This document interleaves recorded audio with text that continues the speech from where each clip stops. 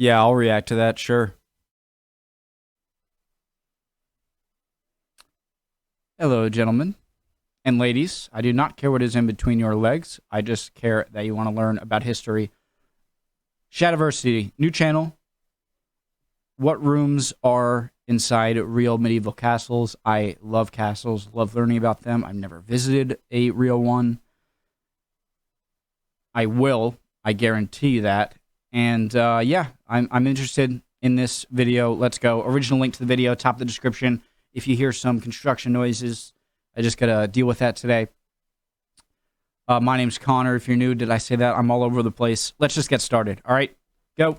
Before we begin this episode of Shadiversity, I just want to take this moment to offer a heartfelt and sincere thanks to my patrons on Patreon, because it is due to them that I'm able to make videos like this one that you're about to watch. You see, this video actually took the equivalent of a full working week to produce. And putting in so much effort to a single video doesn't leave me any time to make a second video during that week, which honestly hurts me regarding YouTube views and channel growth. And this is what my patrons are able to do for me, because thanks to their support, I can take that kind of hit and, you know, just get through the lower amount of views I will have to get when I make a single video for a week that requires more work. Due to their support, it is massive. It means so much, and I really do thank you guys. So I hope you enjoyed this video. I put a lot of effort into it, and if any of you would like to support Shadiversity to help me continue to make the best videos I can make, it'd be awesome if you could consider supporting me on Patreon. $1 a video, that would be phenomenal. Yeah, but what about dragons? Fade away. Good question. Guys, his links and everything are in the description. Make sure you check those out.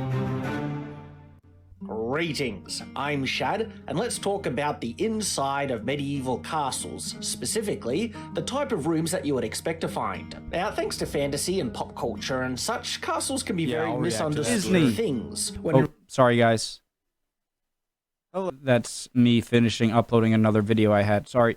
Thanks to fantasy and pop culture and such, castles can be very misunderstood things, when in reality most castles were much smaller. In fact, there was a very large majority of them that really only had 1 to 2 rooms inside. And when I say small, I'm being serious about that. There are many castles that are technically just watchtowers, but because someone's living in them, they're a full-fledged castle. And over half the castles built within the entire breadth of the medieval period are actually made out of wood, or a composite between stone and wood. Well, with those misconceptions, here's another one to clear up, and it's that many people believe that castles are supposed to have certain rooms. For instance, the throne room. All castles are supposed to have a throne room. And many of the other classic iconic rooms that you think castles are supposed to have, say, like the dungeon, no.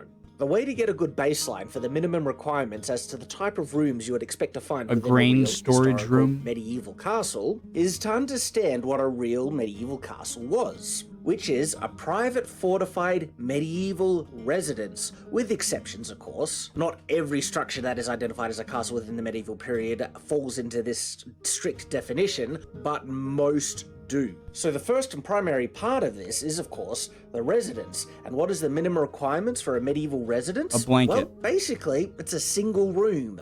So what I'll do in this video is kind of start at the minimum requirement and then build our way up. Sounds good. Kind of expanding upon this castle concept, which as it gets bigger, we have the opportunity to add more rooms in. And as we do that, I can identify to you what the most common type of rooms that you would expect to find within a medieval castle, depending on its size. Understood. Because size really is the most determining factor in this consideration. So now let's go back to the minimum requirement, which, like I said, is a single room. Within this room, you would expect to find a hearth to be able to cook, a bed to sleep in, which would probably be double size for the whole family to sleep in. Having an individual bed for every individual person is quite the, extravagance, but once we get rich enough and the castle gets big enough, that's maybe an extravagance that we can afford. But in this minimum level, no, single bed, that'll do the job. A table to eat at, also very useful. And then separate to this, maybe a chest of some kind for storage. You have to understand that in the medieval period, people didn't spend a lot of time indoors. Of course, that certainly changed during the winter time, but still, even during the winter time, there's a lot of work that you need to do outside. A home was primarily for shelter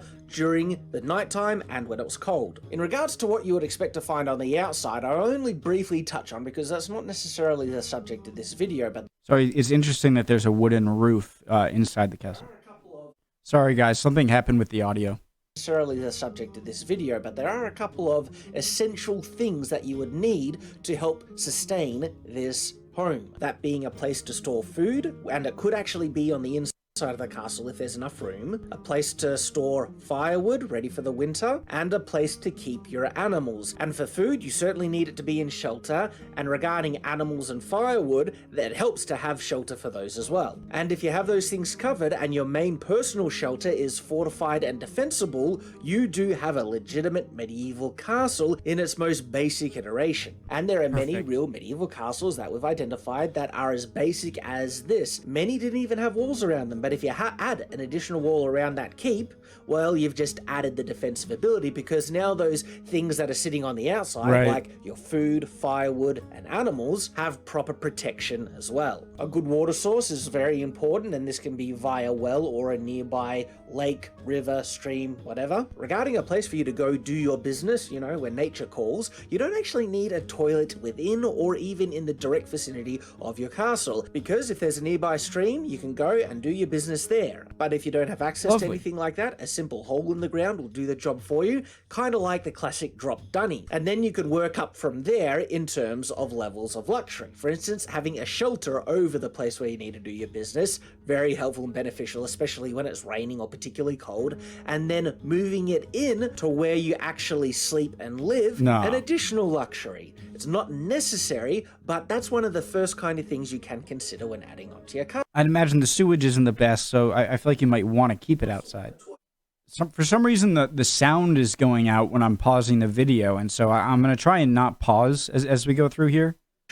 It's not necessary, but that's one of the first kind of things you can consider when adding onto your castle, a toilet. So then, if you had additional money, resources to build a larger castle, what are some of the other rooms that you'd want to add in? First of all, you might not necessarily actually want to add anything to the keep itself just yet. There are other external buildings that you'd probably want to cover first. For instance, a stable. You have shelter for your animals, but having a more dedicated shelter for your more expensive animals, like your horse, that's a fairly good investment. But now, looking back to the keep, one of the first kind of additions that you want to add is a separation in functionality, because the single room is kind of doing all the jobs that you would need your home to do. It's your kitchen, it's your bedroom, it's your dining area, and it's also the place where you receive guests and visitors. And so the first separation can be any number of these things. You can separate a room to just have the hearth, kitchen, and the bedroom, and then have the dining and visiting area separate to that, which would essentially kind of make it the most basic type of hall that you would have on a castle. But you can kind of mix and match these functionalities. Instead of having the hearth in with the bedroom, which you would kind of want because of warmth, you can separate it so the hearth is in the dining area, where when you receive guests you have warmth,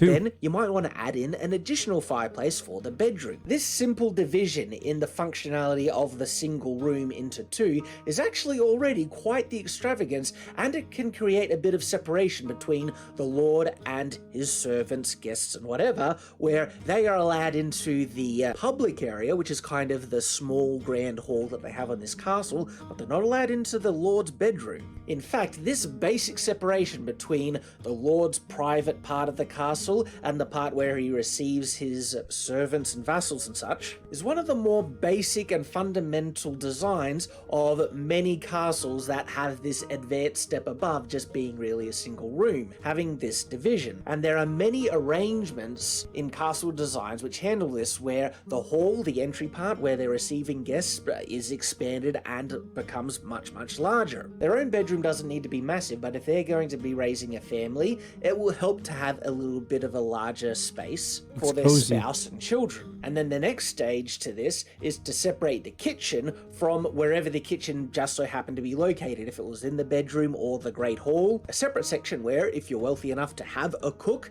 where they can work and prepare the food. And then in addition to this, if you have a separated garderobe, which is the medieval toilet, you have a fairly decent castle. And remember, this most basic level is also acceptable for many of the early medieval kings as well. Don't think that it was only poor lesser lords that had these types of castles. Oh, looks nice. Perfectly fine for many kings as well. There is an additional function in some of these rooms that people might not fully realize. For instance, the hall or the public section of the castle. This would be the main dining room, so the lord would eat here with whichever servants are privileged enough to eat with the lord. If the king had his own personal retainers, and this can be 1 or 2 soldiers, and of course they would also be considered knights, depending on situation, but just 1 or 2 to even up to 5, 6, and 10, they would generally eat in the Great Hall with the king, dependent on how rich high up the king is and how much of a class distinction there is between the lord or king and certain types of servants. And then after eating, this room would also function as the guest room. Collapsible kind of cots, which can be set up temporarily, would be brought in, and this is where the retainers would sleep, which kind of makes this great hall the barracks, essentially, of this basic type of castle. Where do you put the and tables? It's also the guest room for visitors. When the castle grows large enough to be able to accommodate additional rooms, there isn't a strict set list of, well, you'd most certainly want this room next. It would really come down to the personal preference of the lord as to what type of room he would want added onto. And out of the... So question, do you think most castles were built in a sort of stage way, like renovations and additions, rather than like most of the castles you see today, grand castles? Do you think they were the more kingly and wealthy, which they were all built that big at once, or do you think most of them were all added on over decades? A list of the common types of rooms that you could find in the castle that would logically be added at this stage of expansion would be, say, a chapel, if it was particularly important to the lord, because one lord might want a dedicated chapel for this space that he's able to accommodate for it, or he might want what is called a solar. A solar is an interesting kind of division in functionality once again, where before, when we were looking at the smallest type of castle, a single room had the functionality of everything, and then as we expanded upon that castle, there was no separate area distinct from the dining room where the family could spend their personal time other than the bedroom. A solar is essentially the medieval equivalent of the lounge room. This is the place where the family simply spends their time, and it's actually quite common for a bed to be located I was about within to the point that solar, out. even if they have a dedicated separate bedroom on top of that. Now, depending on the available room that you have within the castle, the chapel doesn't need to be located within the keep. There are many cases where dedicated chapels were built in a separate building to the keep within the bailey, meaning the external walls of the castle itself. Also, as the lord's wealth to build a larger castle increases, also increases the probability that the external bailey will probably have more room within it as well, which gives the opportunity to build a separate dedicated barracks for the retainers to sleep in, which means they might not necessarily be sleeping within the Great Hall for a castle of this size. And this also applies to any permanent servants that were serving the lord. Now, what type of servants could the lord have? Well, that would largely depend on the preferences of the individual lord and what type of servants they would want over another. Do they want a permanent dedicated cook? Do they want a chamberlain to handle the affairs, the finances, the hiring and firing of staff? Though generally that would be handled by the lord's wife. But if the lord's wife was wanting to dedicate her time to other pursuits, well, a chamberlain might be a good idea. The interesting thing about servants within a castle is that they kind of fulfill the same dual purpose as we see the rooms within a castle, depending on the castle's size. The smaller the castle, the more jobs you would expect the individual servants to fulfill. For instance, the cook could also fulfill the role of the scullery maid, who is basically the cleaner of the castle. They also might fulfill the role of a livery maid to help the lady dress and undress. The retainer might also fulfill the role of a manservant to help the lord dress. They even might fulfill the role of a squire, and the squire is there, of course, to help the lord get in and out of his armor and do many other jobs, as well as being trained in the knightly arts. And the squire himself can be fulfilling many additional roles that other servants could have filled if the lord had more money to hire additional servants. Because the more well... So is a squire always just like a servant, or are they sort of a knight in training? Like, do a lot of knights start off as squires, or is that just a different job? The lord is, the more prestige he has, the more prestige his closest servants are, to the point where his squires would be treated as kind of lords in and of their own right, with their own servants. And this, of course, depends on time period and geographical location, because the medieval period was a very diverse thing. And depending on how many servants the lord has, also helps determine if there needs to be a dedicated sleeping quarters for them within the castle or within a building external to the keep, yet located within the castle walls. If there's no dedicated sleeping quarters, the servants, well, guess what? They would sleep within the Great Hall just like the retainers would. But as the castle increases in size, there can be a dedicated servants' quarters within the castle itself, and this can be a single room with several servants sleeping within it.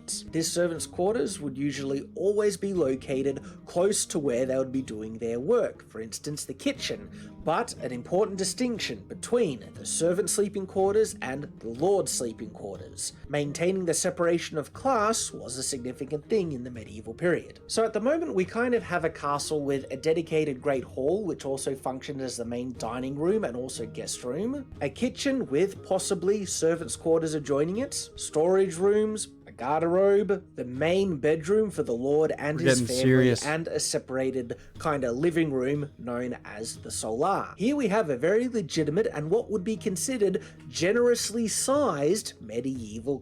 Can I just say, I don't really see what the point, though, of this jutting out part is here. I know I'm assuming it's like another part of security, but if you're trying to scale into the castle, and you're going to have to break down these two doors and then this door, it might just be easier to go up these two small adjacent walls to the side. Castle. Many of the standard medieval castles are actually even smaller than this, with only 2 to 3 rooms, and that being what we were looking at before. Great hall, a bedroom, maybe a kitchen, possibly storage as well. Most medieval castles are actually as basic as this, and on the larger end of the spectrum we have the castle where the function of those rooms have been kind of separated into additional rooms. The best example I can give that this castle that we're looking at here is actually on the larger end of medieval castles. That's a lot. By looking at the White Tower itself, the place where many an English king has lived in the past. Here I have imported a model of the White Tower from the SketchUp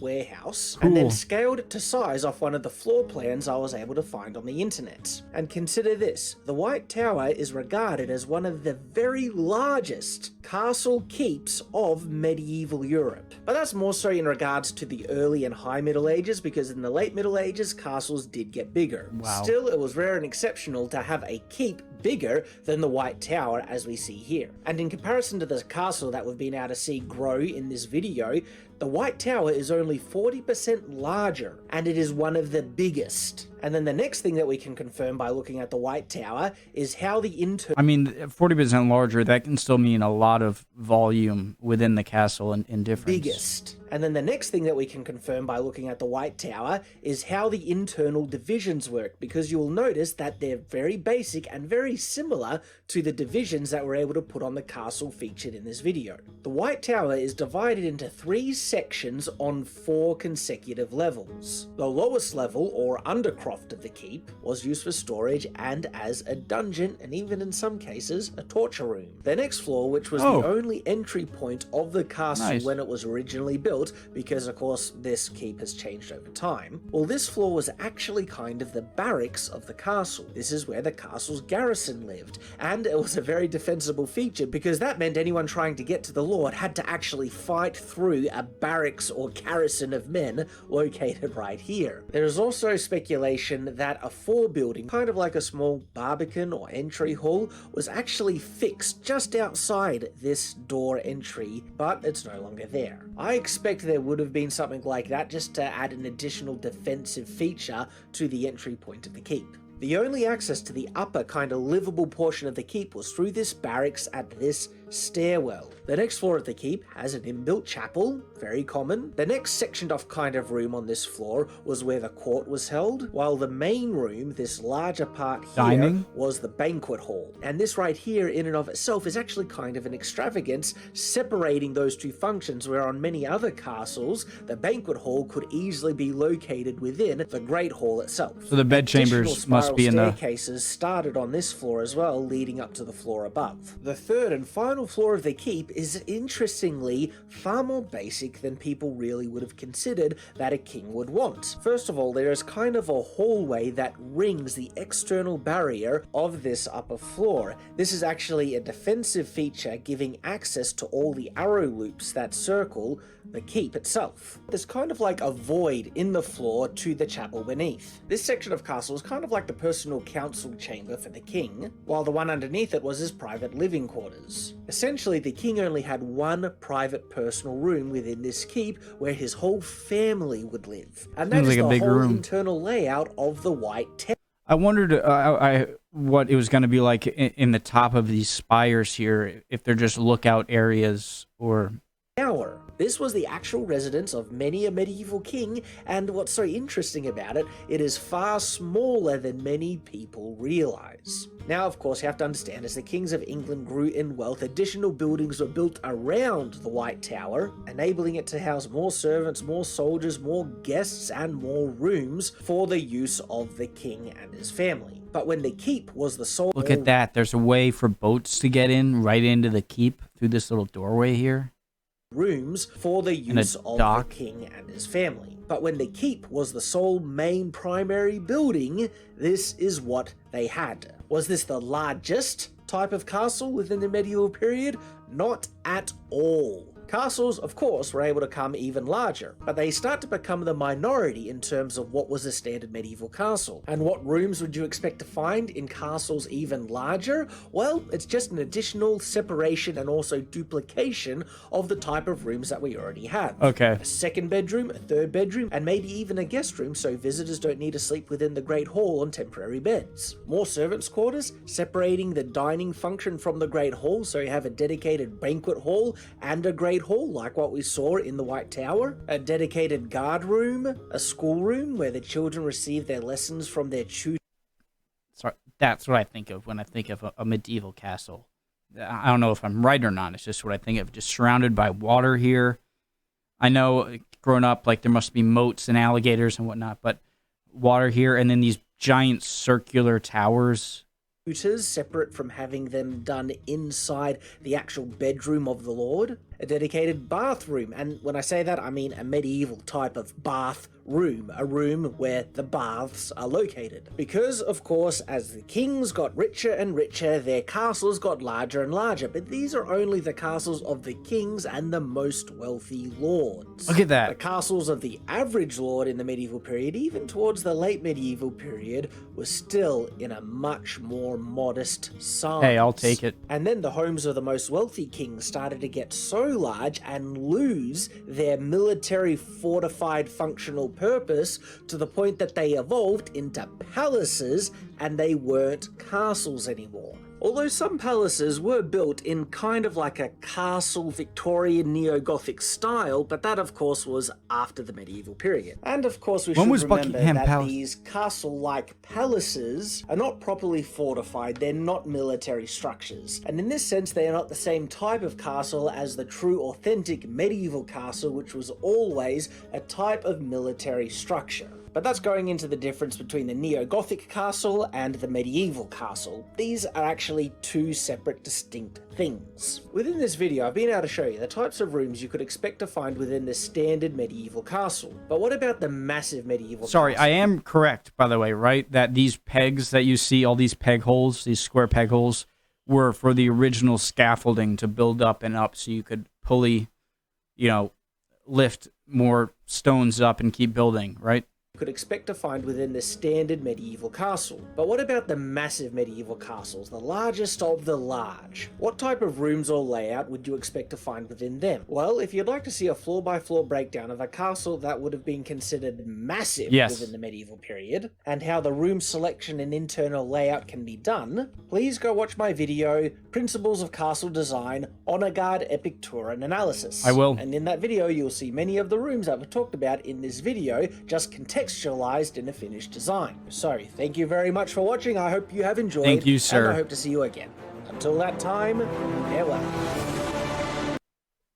Oops. Guys, great video. Oops. Before we begin this episode, I always, especially seeing how long it takes them to create these videos, what I kind of call reactioner's guilt is I feel so privileged to be able to watch these videos and everything and actually start to make a living off of it, and hearing how much they do. Make sure all the links, you check them out and everything. So grateful. And this really does seem like a great channel. All the buttons. Hit all the buttons. Awesome. And I'm going to check out that other video too. Principles of Castles Design right here. All right. Awesome. See you guys next time. Hope you're doing well. If not, that sucks. But keep your chin up. You'll be good soon. See you next time.